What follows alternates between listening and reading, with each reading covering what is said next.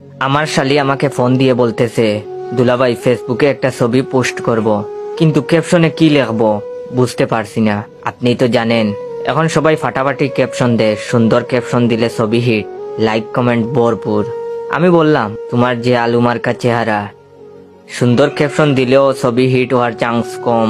তবুও যদি ক্যাপশন দিতে চাও তবে লেখো, কেউ কথা রাখেনি, 33 বছর কাটলো, কেউ কথা রাখেনি। মামা বাড়ির ঘটক নাদের আলী বলেছিল, বড় হও আপামনি, তোমার জন্য রাজপুত্র এনে দিব, রাজপুত্রের থাকবে বাড়ি গাড়ি ব্যাংক ব্যালেন্স।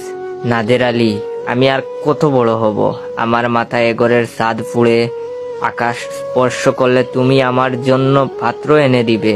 ওই পাশ থেকে আমার শালে হঠাৎ করে ফোন রেখে দিয়েছে। আমি মনে মনে ভাবলাম, এখনকার দিনে বাস্তবধর্মী ক্যাপশন কেউ পছন্দ করে না।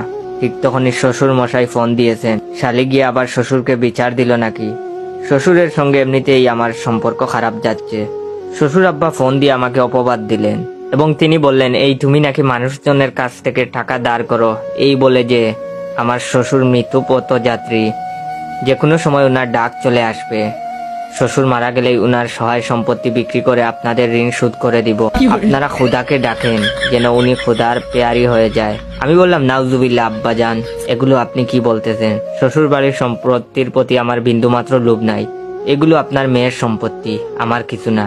আমি রাখাল মাত্র, সম্পত্তি সে পাইলে আমি দেখে শুনে রাখবো। শ্বশুর আব্বা নাকি এই কথা শুনে বুক চেপে শটান হয়ে শুয়ে পড়েছিল, তবে বিশেষ কিছু হয় নাই। শ্বশুরের শরীর মনে হয় ভালো হয়েছে। আজকে আবার বকাঝকা করার জন্য ফোন দিয়েছেন। আমি ফোন ধরে বললাম, বাবা আসসালামু আলাইকুম, আপনার পায়ের কদম বসিয়ে নিলাম। তিনি বললেন, শুনো, তোমার ছোট শালিকার জন্য বিয়ে ঠিক করেছি। তোমরা দুই জামাই যা শুরু করছো, কখন আমাকে মেরে ফেলো ঠিক নাই, তার আগে ছোট মেয়ের বিয়ে দিয়ে দিতে চাই। আমি বললাম, আব্বা কি বলেছেন? আপনি 1000 বছর বেঁচে থাকবেন। ছোট শালিকার বিয়ে ঠিক হয়েছে, আলহামদুলিল্লাহ। ছেলে কি করে? BCS cadre, doctor, engineer, army নাকি ব্যবসায়ী? উনি বললেন, এইগুলো কিছুই না, এইবার মেয়ের জন্য 1 নম্বর পাত্র ঠিক করেছি। ছেলে সরকারি অফিসের ড্রাইভার, বিশিষ্ট শ্রমিক নেতা, স্লোগান ছাড়া কোনো কথাই নাই। ফোন দিলেই ওয়েলকাম টিউন বাজে, দুনিয়ার মজদুর এক হও। আমি বললাম, বাবা কি বলেন? ড্রাইভারের সঙ্গে বিয়ে? শালিকার বিয়ে হয় না ঠিক আছে, কিন্তু তাই বলে তাকে আপনি গাঙ্গে বাসাইয়া দিবেন, এটা তো ঠিক না। আমরা আছি কি জন্য? দরকার হলে দ্বিতীয় বিয়ে করে হলেও শালিকাকে উদ্ধার করব। আপনি কোনো চিন্তা করবেন না। শ্বশুর আব্বা বললেন, তোমার কথা শুনেই তো আমার বুকে ব্যথা শুরু হয়েছে। তোমাদের নিয়েই তো আমার বড় দুশ্চিন্তা। তোমরা কখন কি করো তার কোনো আগামাতা নাই। শুনো, ওই ছেলে ড্রাইভার হলে কি হয়েছে? ঢাকা শহরে 8টা বাড়ি, 30টা ফ্ল্যাট, গাজীপুরে বাগান বাড়ি, কেরানীগঞ্জে মাছের খামার, কক্সবাজারে হোটেল, টাকা রাখার জায়গা নাই। নিশাদকে খুব পছন্দ করেছে, আমাকে বাড়ির সম্মান করে আব্বা আব্বা বলে ডাকে।